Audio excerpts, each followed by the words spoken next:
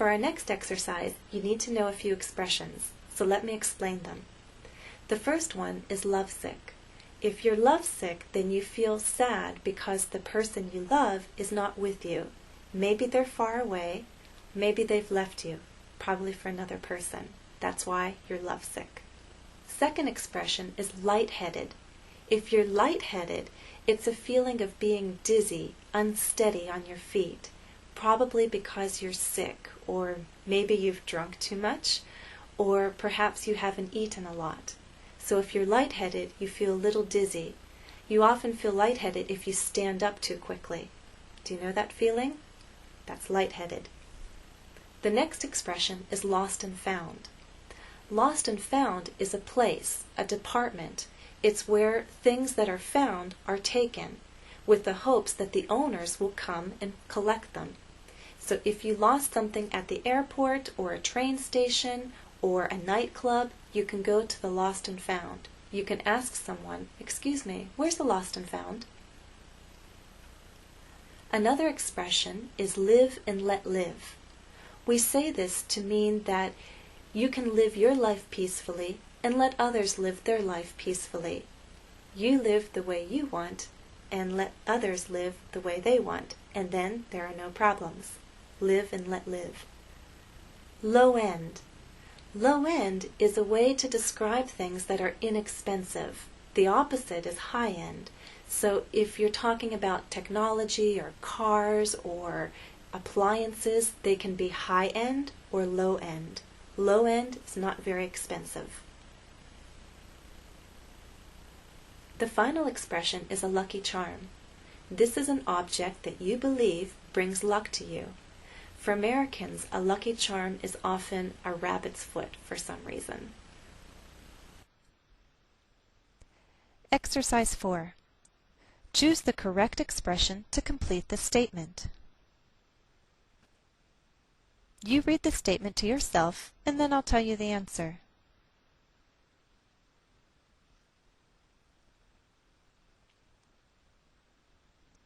Answer A.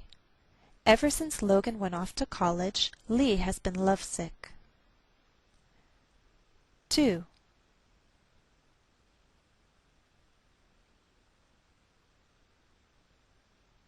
Answer B. Lance doesn't like to get involved in other people's problems. He says, live and let live. 3.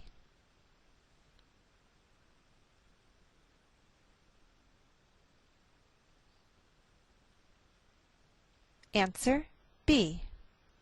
Lydia doesn't make much money, so she had to buy a low-end laptop computer. 4.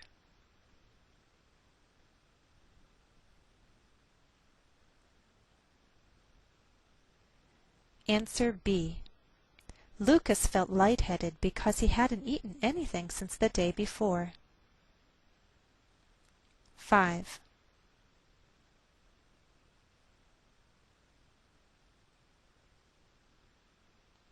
Answer A. Lindsay went to the airline's Lost and Found with the hope of finding her suitcase. 6.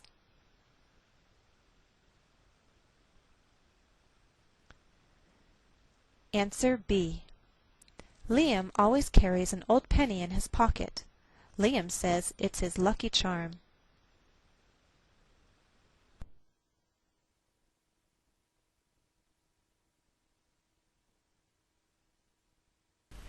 Now, of course, I talked about confusing L and T and D, but the biggest confusion often comes between L and R. And here's the difference. Let's talk about the difference with words like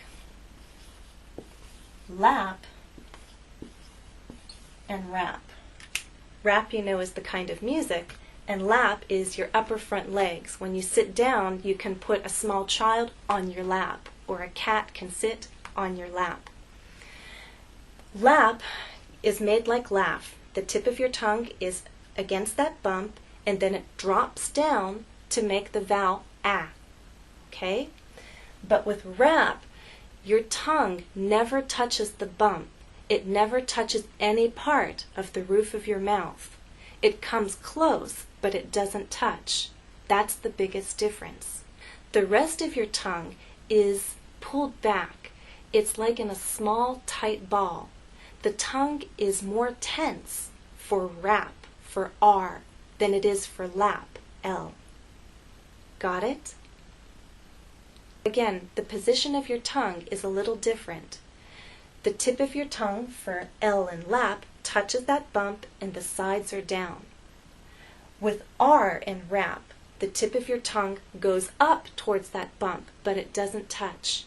The rest of your tongue is sort of bunched up and tight and raised towards the roof of your mouth. Rap, rap. Another difference is the position of your lips. Watch for a moment. Lap, lap, rap, rap. With L, I told you not to pull your lips out and not to make a tight little circle. Something in between. Relax a little and have a gentle rounding. Lap, lap. But with R, your lips are more rounded and a little more tense. Lap, lap, rap, rap. Do you see the difference? Exercise 5.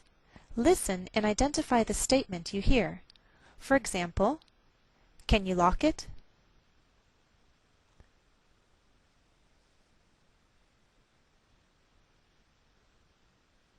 One. This is right.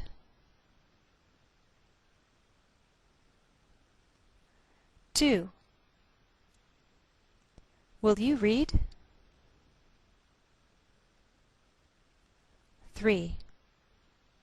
It can't be long. 4. This is a rowboat. 5. Did you see Lonnie? 6. Show me the rake.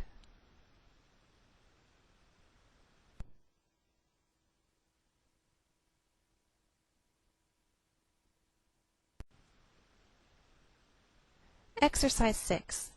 Listen to the text. Luke and Lisa live by a lake.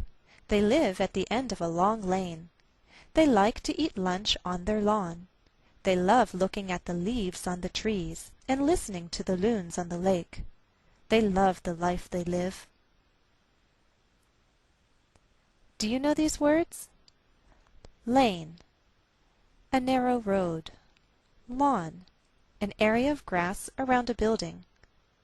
Loon, a large bird that eats fish and can swim underwater.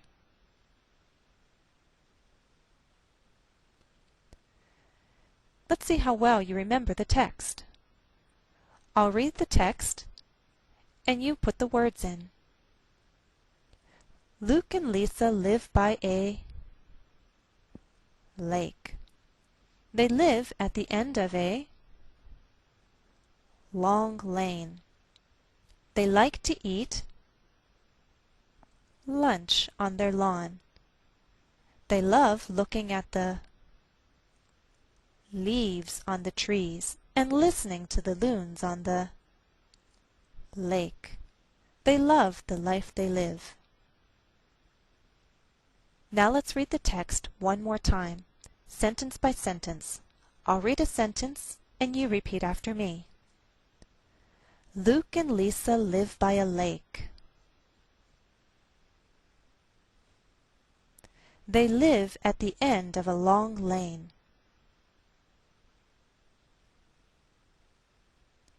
They like to eat lunch on their lawn. They love looking at the leaves on the trees and listening to the loons on the lake.